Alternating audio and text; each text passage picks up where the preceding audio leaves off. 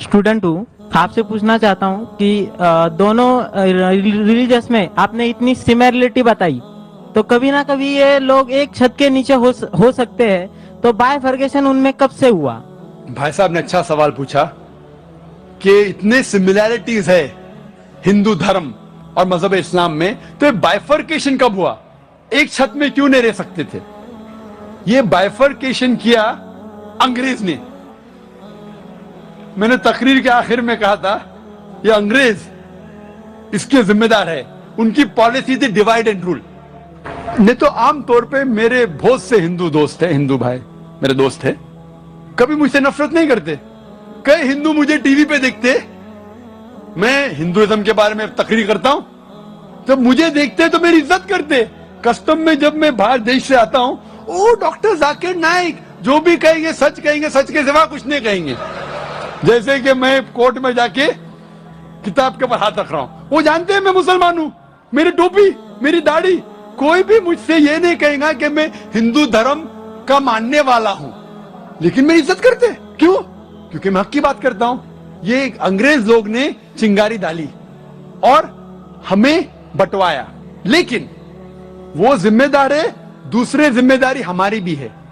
अगर कोई हम में झगड़ा पैदा करना चाहता है और हम उसके जाल में आ जाते तो गलती हमारी भी है। अंग्रेज तो चले गए, लेकिन अपनी गलत चीजें छोड़ गए। इसीलिए मैं कहता हूं पॉलिटिशियन से, आप दंगे फसाद क्यों करते? लेकिन मेरी यह दरखास्त है कि कम से कम आप अपनी धर्म की किताब को पढ़ो। इख्तिलाफ है, मैं ये कहूंगा कि हिंदू धर्म और मजहब इस्लाम में इख्तिलाफ नहीं है तो मैं सबसे बड़ा झूठा हूं। इंटरफेथ डायलॉग होते, सारे सर्व धर्म एक। वो हिंदू आके कहता है कि हिंदू भी सही, ईसाई भी सही, इस्लाम भी सही।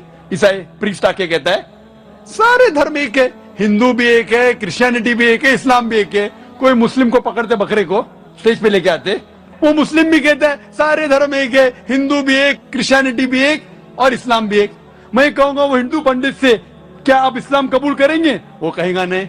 वो क्रिश्चियन से कहेगा क्या आप हिंदू बनेंगे? वो कहेगा नहीं। मैं कहूंगा मुसलमान से क्रिश्चियन बनेंगे? वो कहेगा नहीं।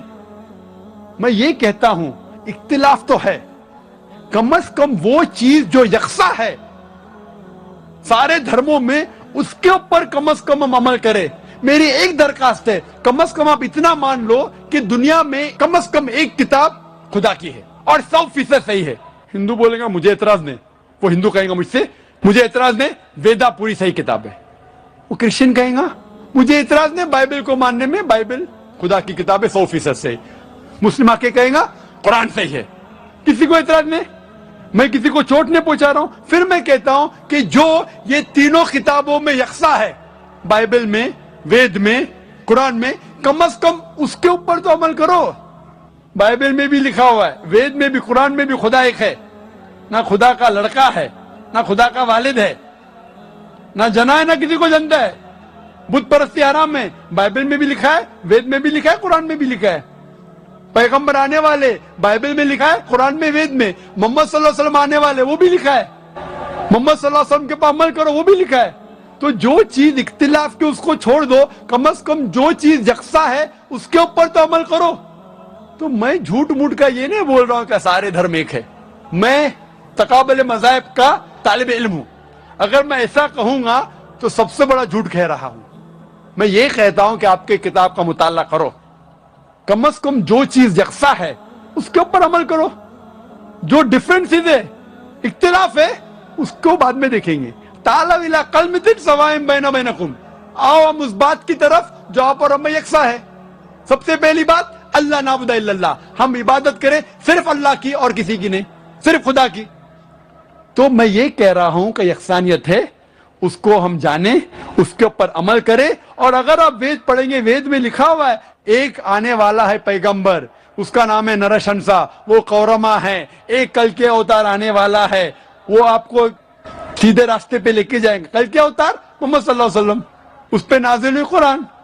तो मैं कह रहा हूं कि वेद की कम से कम तहकीक करो, हिंदू धर्म की किताब की तहकीक करो, और फिर हम मिलजुल के एक छत में रह सकते और हमारे देश को आगे बढ़ा सकते. Hope the answer the question.